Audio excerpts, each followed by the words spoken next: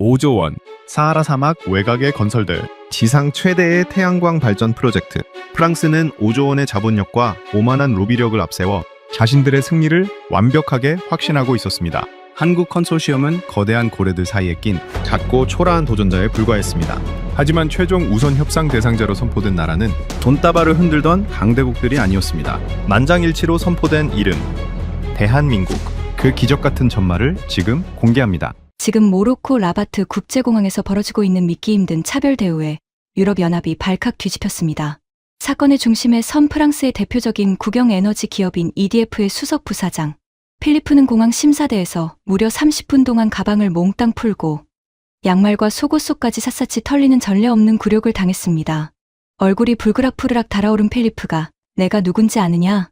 전 세계 에너지 시장을 주무르는 EDF의 수석 부사장이다 라며 침을 튀기며 고함을 쳤지만 모로코 보안 검색 요원들의 표정은 얼음장처럼 차갑기만 했습니다. 오히려 규정이라며 짐 가방의 지퍼를 하나하나 다시 열어젖히며 노골적인 수색을 이어갔죠. 그런데 바로 그 옆줄이었습니다. 흙먼지가 가득 묻은 낡은 배낭을 메고 등산복 바지에 때 절은 작업복 점퍼를 걸친 평범한 동양인 청년 하나가 쭈뼛거리며 걸어왔습니다. 행색으로만 보면 영락없는 노가다, 현장의 일용직 노동자나 돈 없는 배낭 여행객이 분명했죠. 하지만 그 청년이 주머니에서 짙은 녹색의 대한민국 여권을 꺼내 든 순간 공항 전체에 기적같은 일이 벌어졌습니다. 심사관이 자리에서 벌떡 일어나더니 쓰고 있던 모자를 벗고 자신의 오른손을 왼쪽 가슴에 정중하게 얹으며 고개를 숙여 인사하는 것이 아니겠습니까? 그것도 모자라 옆에 있던 교대 요원들까지 전부 일어나 한국인 엔지니어를 향해 경의를 표했습니다. 코레, 마르하바 형제여. 한국인 오셨습니까? 이 먼 곳까지 오시느라 고생하셨습니다. 어서 가십시오. 여권 심사는 단 3초 만에 끝났습니다. 심사관은 청년의 등을 토닥여주며 주머니에서 전통사탕까지 꺼내 쥐어주었죠. 이 기이하고 차별적인 광경을 유리창 너머로 똑똑히 지켜보던 프랑스의 필리프 부사장은 경악을 금치 못하고 보안 요원의 덜미를 잡으며 소리쳤습니다. 이건 명백한 외교적 결례이자 차별입니다. 어떻게 유럽 최대 기업이자 우리 프랑스 대표단의 부사장인 나를 이토록 모욕하고 저 먼지투성이 가난해 보이는 동양인은 아무런 검사도 없이 통과시킨단 말입니까? 당신의 나라가 미친 게 아니고서야 어떻게 이럴 수가 있습니까? 시간은 2014년 겨울로 거슬러 올라갑니다. 모로코의 상업 중심지 카사블랑카에서 남쪽으로 150km 떨어진 황량하고 쓸쓸한 어촌 도시 사피. 이곳 사피의 한가에 모로코 역사상 단 한 번도 경험해보지 못한 단일 규모, 최대의 거대한 역사가 닻을 올리고 있었습니다. 총공사비만 무려 1조 9,710억 원, 우리 돈 약 2조 원에 달하는 초대형 민간 자본 발전소인 사피 석탄화력 발전소 건설 프로젝트였습니다. 발전 용량만 무려 1320메가와트. 이 발전소가 완공만 되면 모로코 국가 전체 전력 수요의 무려 25%를 홀로 책임지게 될 그야말로 모로코 경제의 심장이자 국가 전체의 운명을 바꿀 거대한 젖줄이었습니다. 당시 이 어마어마한 규모의 국책 사업을 단독 수주한 곳은 놀랍게도 유럽이나 미국의 쟁쟁한 건설사들이 아니었습니다. 바로 대한민국의 자랑스러운 건설사, 대우건설이었습니다. 전 세계 유수의 프랑스, 스페인 등 강대국들이 식민지 시절의 기득권과 어마어마한 차관, 금융을 앞세워 로비를 펼쳤지만 모로코 정부는 30년 동안 북아프리카 사막 현장에서 묵묵히 신뢰의 땀방울을 흘려온 대한민국 엔지니어들의 정직함을 선택했던 겁니다. 하지만 기쁨은 아주 잠깐이었습니다. 이 초대형 공사를 총괄하기 위해 사피 현장에 파견된 36살의 젊은 대한민국 토목 엔지니어 김태수 과장은 첫날 사피 현장에 도착해 대서양 앞바다를 바라보는 순간 온몸에 머리털이 곤두서는 듯한 극도의 공포를 느꼈습니다. 이 바다, 내가 알던 바다가 아니네. 보통이 아니야. 사피 발전소는 뜨거워진 발전기를 식히기 위해 하루에만 수백만 톤의 대서양 바닷물을 빨아들이고 다시 내보내야 했습니다. 그러기 위해서는 수심 20m가 넘는 거친 심해 바닥에 거대한 구멍을 뚫고 물기를 만드는 해수 취배수 터널을 뚫어야 했죠. 문제는 대서양이었습니다. 잔잔한 내해나 남해 바다와 달리 대서양은 10m가 넘는 거대한 너울성, 파도가 시도 때도 없이 몰아치는 악명 높은 죽음의 바다였습니다. 현장의 지질학자들과 프랑스식 교육을 받은 현지 기술진, 그리고 유럽에 갑니다는 고개를 저으며 설계도면을 찢었습니다. 이 거친 대서양 바다 한가운데서 가물마기를 치고 해수 터널을 뚫는다는 건 자살 행위입니다. 대서양에 미친 너울이 가물마기를 한 번만 때려 부수면 그 터널 속에 들어간 인부 수십 명은 그 자리에서 꼼짝없이 수장될 겁니다. 이건 과학적으로 불가능합니다. 김태수 과장의 불길한 예감은 단 1mm도 틀리지 않았습니다.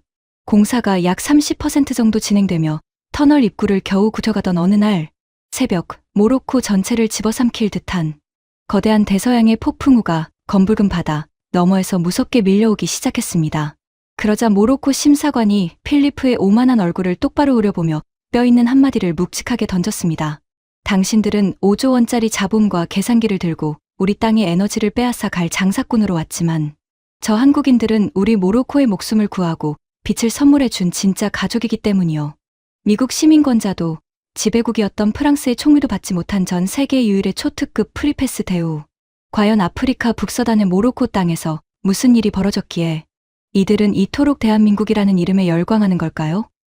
그 소름 돋는 진실은 지금으로부터 10여 년 전 대서양의 거친 파도와 칼바람이 사정없이 몰아치던 어촌 도시 사피에 한가에서 시작되었습니다.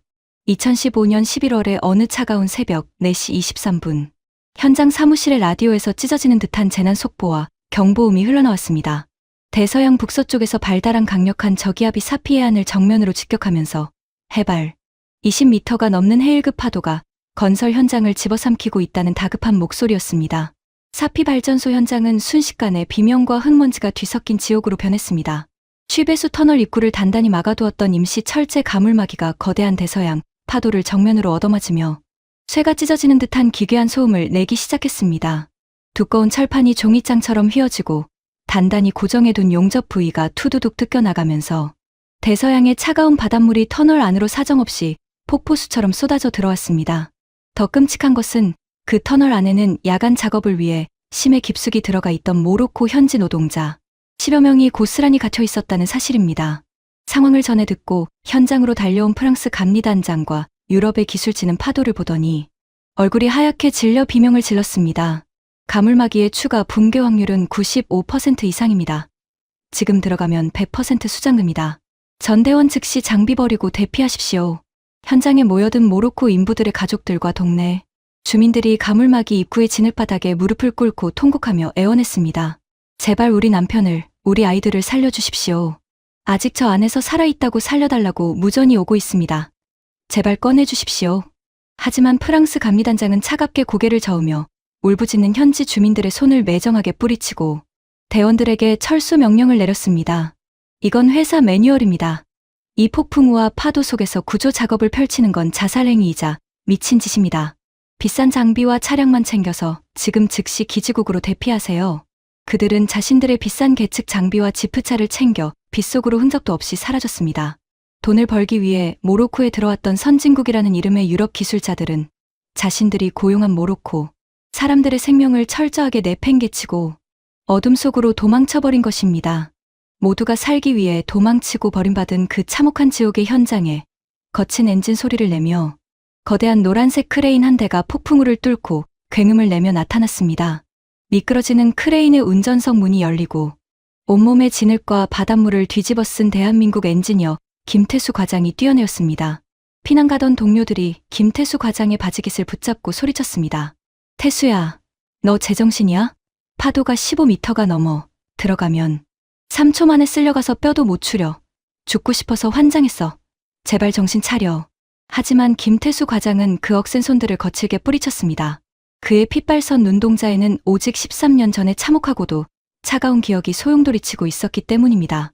1995년 서울 삼풍백화점이 무너졌을 때 그의 아버지는 차가운 콘크리트 잔해와 먼지, 구덩이 아래 무려 7일 동안 깔려 있었습니다. 당시에도 모두가 가망이 없다며 추가 붕괴 위험이 있으니 구조대원들을 위해 당장 수색을 중단하고 철수해야 한다고 소리쳤습니다. 하지만 단 한 사람, 생면부지의 어느 구조대원이 끝까지 포기하지 않고 맨손으로 날카로운 잔해를 파헤치며 들어갔습니다. 그리고 결국 그의 아버지를 살아 숨쉬는 채로 끄집어내어 가족의 품에 안겨주었습니다. 그때 어린 태수는 피투성이가 된 구조대원의 손을 잡고 눈물을 흘리며 굳게 맹세했습니다. 누군가 끝까지 포기하지 않으면 사람은 살 수 있다. 나도 어른이 되면 누군가를 지키는 튼튼한 사람이 되겠다. 그 신념 하나가 평범한 청년이었던 그를 거친 토목 엔지니어의 길로 이끌었고 오늘 대서양의 흉포한 폭풍우 앞에서도 그의 심장에 엔진 시동을 걸게 만든 것입니다. 김태수 과장은 비바람 속에서 오열하는 모로코 촌장과 주민들의 절망스러운 눈빛을 바라보며 목청이 터져라 외쳤습니다. 대한민국 기술자는 결코 현장을 포기하지 않습니다. 제가 저 안에 있는 우리 인부들, 내 동료들 몽땅 살려서 밖으로 꺼내겠습니다. 그는 빗물을 닦아내며 크레인 버킷에 터널 천장을 받칠 튼튼한 철제 강관들을 가득 싣고 거친 파도가 울부짖는 해수 터널 입구를 향해 한치의 망설임도 없이 전진하기 시작했습니다. 터널 안으로 들어선 김태수 과장의 눈앞에 펼쳐진 광경은 그야말로 참혹한 지옥 그 자체였습니다. 임시 가물막이는 이미 한쪽 모서리가 완전히 내려앉아 당장이라도 무너질 듯 삐걱거렸고 찢어진 철판 틈새로 검푸른 바닷물이 마치 거대한 폭포수처럼 터널 안으로 쏟아져 내리며 수위를 높이고 있었습니다. 터널 깊은 곳에서는 나가지 못해 물에 잠겨가는 모로코 청년. 노동자들의 비명과 쇳소리 섞인 흐느낌이 아스라하게 울려 퍼지고 있었죠. 김태수 과장은 차가운 물속으로 망설임 없이 기어 들어갔습니다. 엄청난 수압 때문에 숨을 제대로 쉴 수조차 없었고 날카롭게 튀어나온 철근들이 그의 온몸을 무자비하게 긁고 지나가 작업복이 갈갈이 찢어지고 살점이 터졌지만 그는 멈추지 않았습니다. 태수는 진흙바닥에 나뭇가지로 빠르게 하중분산 공식을 그려가며 크레인으로 끌고 들어온 철제 강관들을 쏟아지는 물줄기 사이에 기둥 삼아 천장을 받치기 시작했습니다. 무너지려던 가물막이 상단을 강철 기둥으로 용접하고 단단히 고정하는 사투가 이어졌습니다. 바로 그 순간이었습니다. 쿵 하는 귀를 찢는 듯한 폭음과 함께 대서양의 20m짜리 거대 해일이 가물막이 상단을 그대로 강타했습니다. 터널 전체가 미친 듯이 흔들리며 주먹만한 콘크리트 덩어리들이 우수수 쏟아져 내렸습니다. 밖에서 지켜보던 주민들의 단발마적인 비명이 터져 나왔고 태수의 머리 위를 받치고 있던 강철 기둥이 엄청난 하중을 이기지 못해 끄윽 소리를 내며 미세하게 휘어지기 시작했습니다. 여기서 무너지면 나도 죽고 저 안에서 울부짖는 모로코의 아이들도 끝이다. 김태수 과장은 온 힘을 다해 이를 악물고 마지막 쐐기를 대형 망치로 사정없이 때려 박았습니다. 깡! 깡하는 쇳소리가 대서양의 파도 소리를 뚫고 터널 안에 울려 퍼졌습니다. 마침내 마지막 기둥이 굳건히 고정되면서 쏟아져 내려온 콘크리트 덩어리와 흙더미가 기적처럼 우뚝 멈춰섰습니다. 그는 터널 가장 깊은 구석에서 물에 잠긴 채 공포에 떨고 있던 18살의 현지 보조 청년 야신을 발견했습니다. 태수는 다리가 진흙과 철근에 묶여 버둥거리던 야신을 자신의 품에 꽉 안으며 소리쳤습니다. 괜찮아. 안 무너져. 살았어. 한국인 아저씨가 너 꼭 살려서 꺼내줄게. 김태수 과장이 숨을 헐떡이며 첫 번째 현지 노동자를 안전하게 품에 안고 가물막이 입구 밖으로 걸어 나왔을 때 사피의 한가에는 모로코 사람들의 눈물 섞인 환호성과 통곡이 대서양의 먹구름을 뚫고 하늘을 찔렀습니다. 그 처절했던 새벽의 사투가 끝난 후 김태수 과장은 가물막이 입구를 걸어 나오자마자 정신을 잃고 그대로 쓰러졌습니다. 수십 명의 모로코 주민들이 그를 향해 달려들었고 현장에 대기하고 있던 긴급 구급 차량이 빗길을 가르며 수도 라바트에 위치한 모로코 왕립 국립병원으로 미친 듯이 달렸습니다. 태수가 눈을 뜬 것은 이틀이 지난 뒤였습니다. 하얀 병실 천장과 코를 찌르는 소독약 냄새 사이로 자신의 오른팔이 감각조차 없이 붕대로 칭칭 감겨있는 모습이 보였습니다. 그리고 그 침대 옆에는 프랑스 유학파 출신의 모로코 최고 신경외과 전문의 아민 박사가 어두운 표정으로 차트를 들고 서 있었습니다. 김 과장님, 정신이 드십니까? 당신이 사피에서 보여준 용기는 정말 믿을 수 없는 기적입니다. 하지만 엔지니어로서 당신에게 참혹한 소식을 전해야만 합니다. 박사의 목소리는 무거웠습니다. 태수는 침을 삼키며 의사의 눈을 바라보았죠. 수톤짜리 강철 가물막이 하중을 마지막 순간에 온몸으로 버텨내면서 당신의 오른팔, 어깨부터 손목까지 이어지는 중추신경계가 완전히 짓눌려 으스러졌습니다. 수술은 성공적으로 마쳤고 다행히 팔을 잘라내지는 않았지만 신경세포의 괴사가 너무나 심각합니다. 현대의학으로는 더 이상 이전처럼 오른손을 쓸 수 없을 겁니다. 손가락 끝 하나조차 마음대로 움직이지 않는 오른손. 평생을 설계도를 그리고 계산기를 두드리고 현장에서 직접 수치를 측정해야 하는 토목 엔지니어에게 오른손 마비는 사형 선고나 다름없었습니다. 한국의 대우건설 본사에서도 비상이 걸렸습니다. 곧바로 라바트 병실로 찾아온 중동 아프리카 총괄 본부장은 침통한 얼굴로 태수의 손을 잡았습니다. 태수야, 정말 고생 많았다. 내가 우리 대한민국 기술자의 명예를 지켰고 모로코 사람들의 목숨을 구했다. 하지만 이 몸으로는 더 이상 사피 현장 지휘가 불가능하다. 당장 비행기 표를 끊어줄 테니 서울로 돌아가자. 본사에서 연구직이나 관리직으로 편하게 지내도록 산재 처리와 모든 배우 지원을 아끼지 않겠다. 회사의 따뜻한 배려였고 어쩌면 당연한 퇴로였습니다. 하지만 태수는 힘없이 누워 창밖의 흐린 아파트 하늘을 바라보며 깊은 고뇌에 빠졌습니다. 여기서 포기하고 비겁하게 한국으로 도망칠 것인가? 아니면 무너지지 않는 기술자의 진심을 끝까지 증명할 것인가? 그의 마음속 저 깊은 곳에서 삼풍백화점 자해 속에서 자신을 꺼내주며 사람은 포기하지 않으면 살 수 있다던 그 구조대원의 거친 손길이 다시금 뜨겁게 살아나기 시작했습니다. 본부장님, 저 한국으로 돌아가지 않겠습니다. 제 오른손은 멈췄지만 저에게는 아직 이 튼튼한 왼손이 남아 있습니다. 사피 발전소는 모로코 국민들의 미래가 걸린 심장입니다. 제 손으로 시작한 이 위대한 도전을 결코 중간에 팽개치고 도망칠 순 없습니다. 태수의 단호한 목소리에 본부장도 눈시울을 붉히며 고개를 끄덕일 수밖에 없었습니다. 그날부터 태수의 처절한 지옥 같은 재활훈련이 시작되었습니다. 마비된 오른손을 대신해 왼손으로 펜을 잡고 직선을 긋는 연습부터 시작했습니다. 처음에는 펜조차 제대로 쥘 힘이 없어 직선 하나를 그릴 때마다 선이 삐뚤빼뚤 춤을 추었고 계산기 자판을 왼손 손가락으로 누르는 것조차 억겁의 시간처럼 느껴졌습니다. 마음대로 움직이지 않는 왼손이 원망스러워 병실 바닥에 설계 도면을 내팽개치고 소리를 지른 적이 한두 번이 아니었습니다. 하지만 태수는 이를 악물었습니다. 낮에는 왼손으로 글씨를 쓰고 밤에는 도면을 그리는 맹연습을 거듭한 끝에 3개월 만에 기어코 왼손으로 정밀한 하중 분산 공식을 오차 없이 적어내어갈 수 있게 되었습니다. 그러나 태수가 한 손의 기술자로 거듭나고 있던 바로 그 시기, 사피 현장에는 대서양의 파도보다 더 무서운 대재앙급 시련이 들이닥치고 있었습니다. 발전소 건설이 90% 이상 진행되어 드디어 불꽃을 댕기기 직전인 시운전 단계에 도달했을 때였습니다. 발전소의 심장이라 불리는 핵심 설비인 열교환기 3. 개가 연달아 구조적 결함을 일으키며 균열이 가기 시작한 것입니다. 대서양 해안가 특유의 극한의 염분과 상상을 초월하는 습도가 강철 파이프 내부로 침투하면서 미세한 용접 틈새를 타고 균열이 발생의 압력을 견디지 못하고 터져버린 것이죠. 현장을 감시하던 프랑스와 유럽의 갑니다는 이때다 싶어 꼬투리를 잡고 일제히 대한민국 기술진을 향해 화살을 퍼부었습니다. 이건 대한민국 건설사의 명백한 기술력 한계입니다. 보일러 열교환기에 균열이 생겼다는 건 이 발전소를 가동하는 순간 대폭발이 일어날 수 있다는 뜻입니다. 당장 모든 공정을 중단하고 전면 재시공하십시오. 공기가 지연되는 매일매일. 약속된 하루 수억 원의 지체상금을 지불해야 할 것입니다.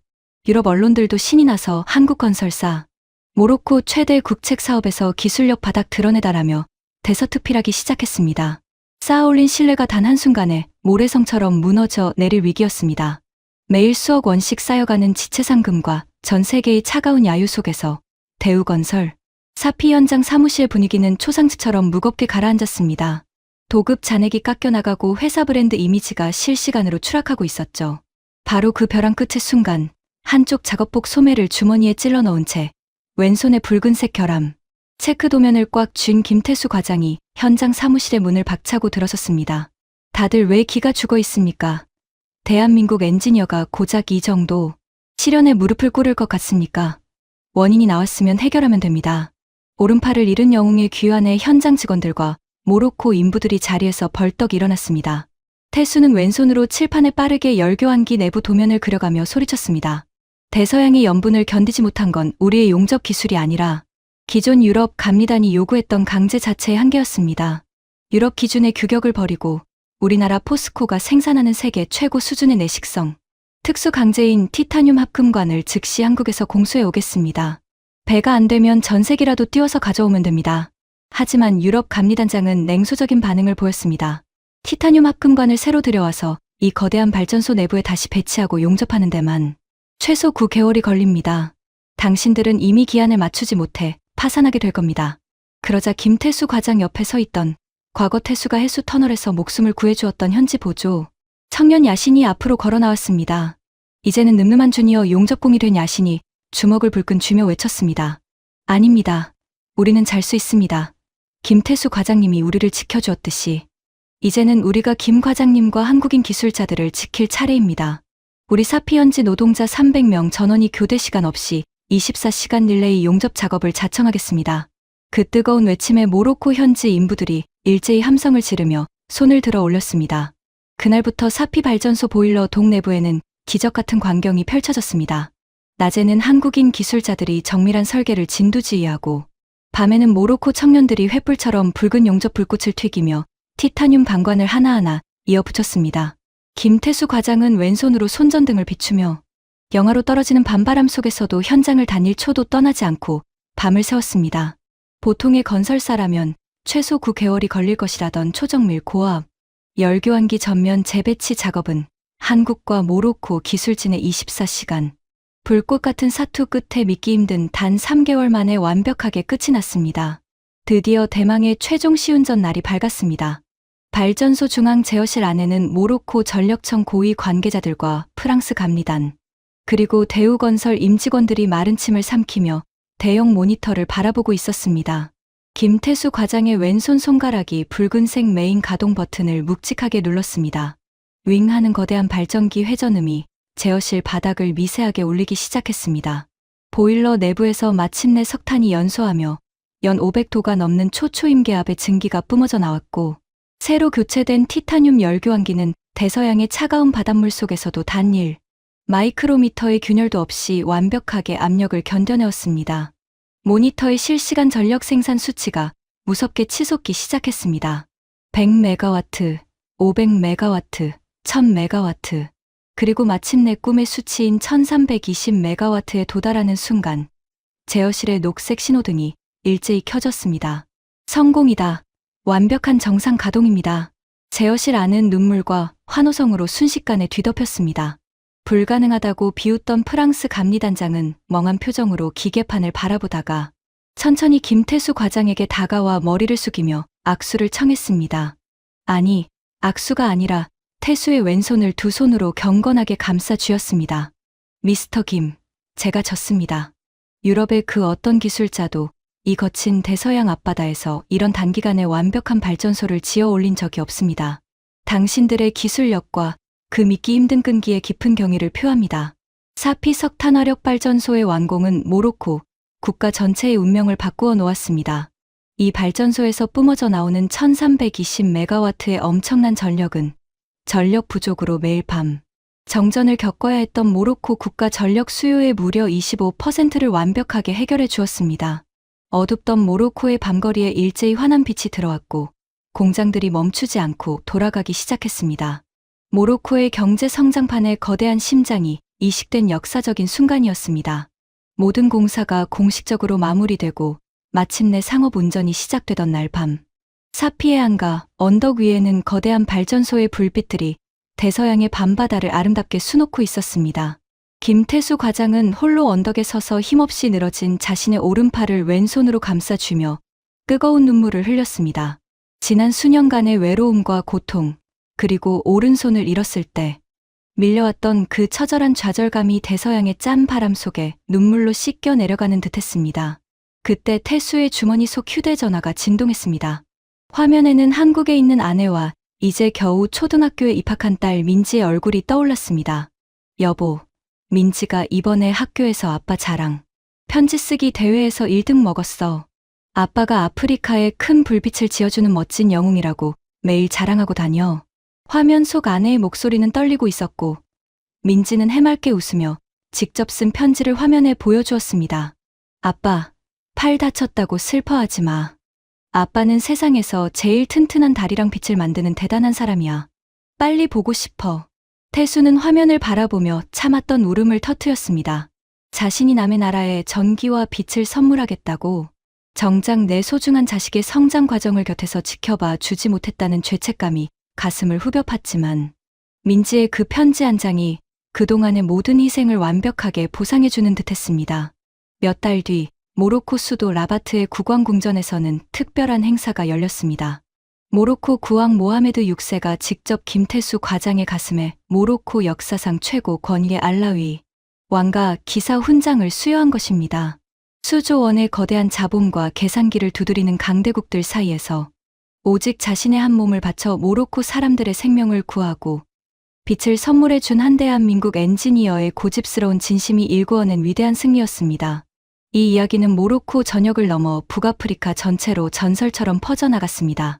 이제 모로코 땅에서 한국인과 한국 여권은 단순한 외국인이 아니라 가장 어려운 순간에 끝까지 우리를 버리지 않고 약속을 지킨 진짜 형제의 상징이 된 것입니다.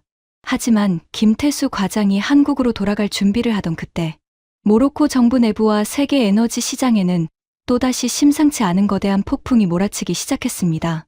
사하라 사막 외곽에 건설될 세계 최대 규모의 초대형 신재생 에너지 프로젝트, 이름하여 누르 태양광 발전소 건설 계획이 발표된 것입니다.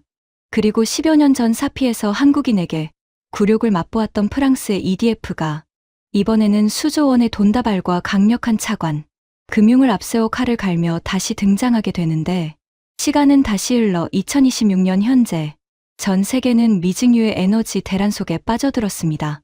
화석 연료의 종말과 기후 변화, 그리고 중동의 불안정한 정세로 인해 국제 유가는 연일 배럴당 $150 선을 위협하며 치솟고 있었죠. 이러한 전 지구적 소용돌이 한가운데서 모로코 정부는 전 세계 에너지 업계의 판도를 뒤흔들 지상 최대의 초대형 프로젝트를 전격 발표했습니다.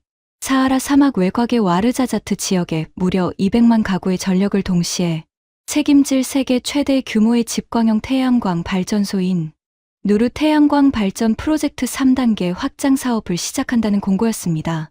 총 사업비만 무려 5조 원에 달하는 그야말로 지구상에서 가장 거대하고 뜨거운 에너지 각축장이 열린 셈입니다. 이 어마어마한 돈다발과 미래 에너지 패권을 차지하기 위해 프랑스의 국영에너지 기업 EDF가 가장 먼저 칼을 빼들었습니다. 프랑스는 모로코를 44해 동안 지배했던 역사적 기득권과 모로코 금융시장을 좌지우지할 수 있는 5조 원 규모의 저리 차관, 금융 패키지를 앞세워 모로코 정부를 거세게 압박하기 시작했습니다. 프랑스 EDF의 수석 부사장 필리프는 유럽의 유수 언론들을 동원해 자신만만하게 언론 플레이를 펼쳤습니다. 모로코의 인프라는 우리 프랑스가 기초를 닦았습니다. 이번 수조 원짜리 사막 태양광 사업 역시 우리 프랑스의 독점적 기술과 막강한 자본력이 아니고서는 완공 자체가 불가능할 것입니다. 다른 나라들은 아예 명함도 내밀지 못할 겁니다. 실제로 글로벌 경제지들은 일제히 프랑스 EDF의 단독 수주 유력이라는 헤드라인을 쏟아내고 있었습니다. 이 거대한 자본의 거인 앞에 대한민국의 한전과 두산에너빌리티, 그리고 포스코에너지로 구성된 한국 컨소시엄은 자금 규모나 외교적 영향력 면에서 턱없이 부족해 보이는 초라한 도전자, 즉 언더독에 불과해 보였습니다. 하지만 대한민국 엔지니어들은 포기라는 단어를 몰랐습니다. 사피의 거친 대서양 파도를 이겨내고 다진 기술력을 믿고 조용히 사하라 사막의 뜨거운 열기 속으로 프레젠테이션 서류 가방을 챙겨 들어가기 시작했습니다. 최종 파트너 선정을 위한 장관급 회의를 단 일주일 앞두고 모로코 수도 라바트의 밤은 각국 대표단에 보이지 않는 첩보전으로 뜨겁게 달아올랐습니다.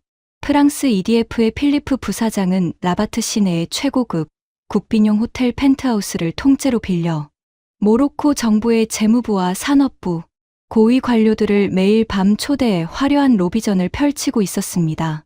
필리프는 거만한 미소를 지으며 모로코 관료들에게 샴페인 잔을 건넸습니다.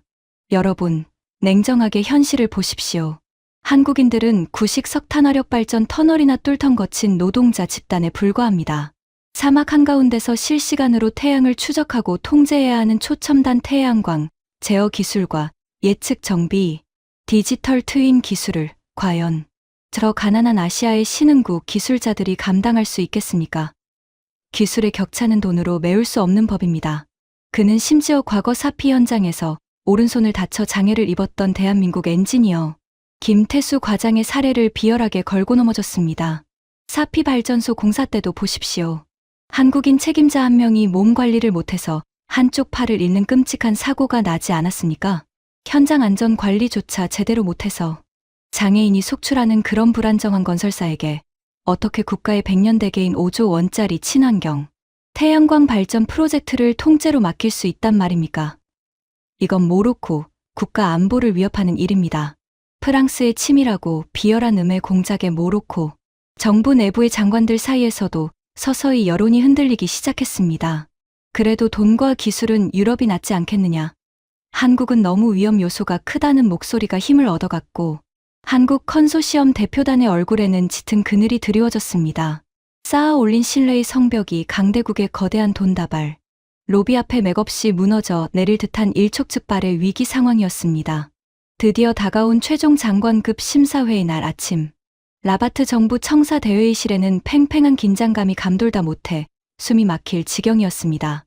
모로코의 재무부, 외교부, 산업부 장관이 상석에 앉았고 그 오른쪽 끝에는 이번 누르 프로젝트의 최종 실무 결정을 총괄하는 에너지부 수석, 서기관 야신이 날카로운 눈빛으로 서류를 검토하고 있었습니다. 야신. 바로 10여 년 전 사피의 차가운 해수 터널 붕괴 직전의 지옥 속에서 대한민국 엔지니어 김태수 과장이 자신의 오른팔 신경을 다 잃어가며 품에 안아 구출해냈던 그 18살의 보조 청년 야신이었습니다. 야신은 김태수 과장이 베풀어준 눈물겨운 생명의 사랑에 보답하기 위해 낮에는 용접을 하고 밤에는 피눈물을 흘리며 공부에 마침내 모로코 최고의 명문 대학을 수석 졸업하고 에너지부의 핵심 강요로 성장해 있었던 것입니다. 발표 단상에 오른 프랑스 EDF의 필리프 부사장은 의기양양하게 미소 지으며 스크린에 화려한 5조 원짜리 차관 금융 조건과 화려한 3D 그래픽을 띄웠습니다. 우리는 세계 최고의 기술력과 압도적인 5조 원의 자금을 보장합니다. 모로코의 미래는 우리 프랑스가 책임지겠습니다. 발표가 끝나자 회의실 곳곳에서 장관들이 고개를 끄덕이며 찬사를 보냈습니다. 필리프가 승리를 확신하고 단상을 내려가려던 바로 그 순간 묵묵히 앉아있던 야신 수석 서기관이 자리에서 천천히 일어섰습니다. 야신은 필리프를 똑바로 노려보며 회의 테이블 위에 묵직한 서류철 하나를 탁 소리나게 내려놓았습니다. 필리프 부사장님, 비즈니스와 기술력에 대해 아주 훌륭한 발표를 해주셨습니다. 하지만 결정을 내리기 전에 저는 이 자리에 모인 장관님들과 대표단 여러분께 모로코의 진짜 역사적 통계 수치 하나를 공개하고자 합니다. 야신이 공개한 서류는 다름 아닌 최근 10년간 모로코 인프라 가동률 및 결함 보고서였습니다. 여기 서류를 보십시오. 과거 프랑스 기업들이 지어놓고 간 에너지 인프라 설비들의 평균 고장률은 무려 37%에 달합니다. 반면 저기 앉아 계신 대한민국 엔지니어들이 대서양의 흉포한 파도와 싸워가며 완공한 사피 발전소의 결함률은 지난 10년 동안 놀랍게도 단 0%였습니다. 프랑스는 기술을 자랑하며 돈만 챙겨 떠났지만 한국인들은 자신들의 몸을 바쳐 완벽한 기술을 이 땅에 이식해 놓은 것입니다. 야신의 사자우 같은 일침에 회의실 전체가 찬물을 끼얹은 듯 조용해졌고 필리프의 얼굴은 불그락푸르락 달아오르기 시작했습니다. 야신의 폭로는 여기서 멈추지 않았습니다. 그는 필리프 부사장의 얼굴을 똑바로 응시하며 묵직하게 뼈를 때리는 마지막 한 방을 던졌습니다. 필리프 부사장님, 당신은 며칠 전 라바트 공항에서 모로코 보안 요원들에게 가방을 다 풀려가며 엄격한 수색을 당했던 치욕을 외교적 결례라며 항의하셨더군요. 그리고 평범한 한국인 엔지니어들이 아무 검사도 없이 3초 만에 프리패스로 통과하는 것을 차별이라며 분노하셨습니다. 이제 그 진짜 이유를 말씀해 드릴까요? 야신은 회의실 안의 모든 장관들을 둘러보며 떨리는 목소리로 외쳤습니다. 10여 년 전 대서양의 폭풍우가 사피 가물마기를 들이받았을 때 당신네 나라 프랑스의 기술 갑니다는 매뉴얼을 들이대며 우리 모로코 노동자들을 차가운 바닷속에 버려두고 가장 먼저 지프차를 타고 도망쳤습니다. 하지만 저기 계신 한국인 엔지니어 김태수 과장은 자신의 목숨과 한쪽 팔의 신경을 다 바쳐서 그 터널 속에 갇혀있던 우리 모로코 형제들을 단 한 명도 포기하지 않고 몽땅 살려내어 밖으로 데리고 나왔습니다. 당신들은 5조 원의 돈다발을 들고 와 에너지를 뺏어갈 장사꾼에 불과하지만 한국인들은 우리 모로코 국민들의 피부치자 진짜 형제이기 때문입니다. 야신의 감동적인 연설이 끝나자 회의실에 앉아있던 모로코 재무부와 산업부 장관들의 눈시울이 붉어졌습니다. 그들은 10여 년 전 사피에서 벌어졌던 그 눈물겨운 기적을 똑똑히 기억하고 있었던 것입니다. 회의를 주재하던 모로코 외교부 장관이 천천히 의사봉을 쥐고 자리에서 일어났습니다. 더 이상 논쟁할 필요가 없습니다. 모로코의 국가 에너지는 돈만 밝히는 장사꾼이 아니라 우리와 피를 나눈 진짜 형제에게 맡기겠습니다. 탕, 탕, 탕. 3번의 웅장한 의사봉 소리와 함께 5조 원 규모의 누르 태양광 발전 프로젝트 3단계 확장 사업의 최종 우선 협상 대상자로 대한민국 컨소시엄이 만장일치로 선정되는 기적이 선포되었습니다. 필리프 부사장은 머리를 크게 한 대 얻어맞은 듯 넋이 나간 표정으로 서류를 쓸어 담으며 도망치듯 회의실을 빠져나갔고 한국 대표단과 야신은 뜨거운 눈물을 흘리며 서로를 끌어안았습니다.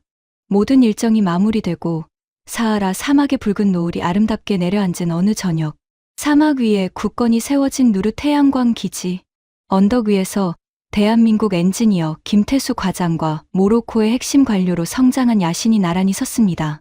태수의 힘없이 늘어진 오른팔을 야신이 두 손으로 경건하게 감싸 안았습니다. 과장님, 아니 형님.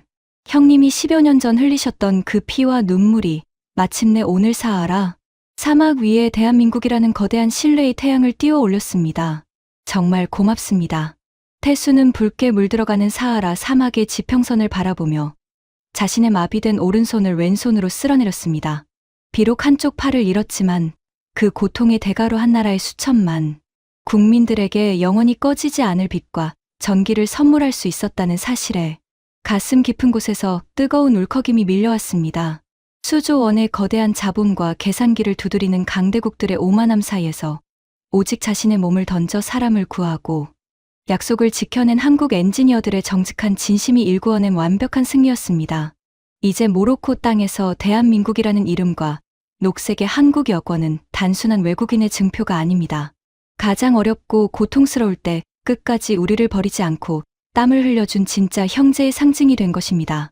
가만히 서 있으면 가치가 녹아내리는 원화 자산과 달리 우리 엔지니어들이 세계 곳곳에 심어놓은 이 신뢰라는 무형의 자산은 그 어떤 인플레이션과 경제, 위기 속에서도 결코 썩지 않고 대한민국을 지켜줄 가장 위대한 방패가 되어줄 것입니다. 오늘 함께 나눈 이 모로코 사피 발전소와 사하라 사막의 눈물겨운 기적 이야기가 여러분의 가슴을 뜨겁게 울리셨나요?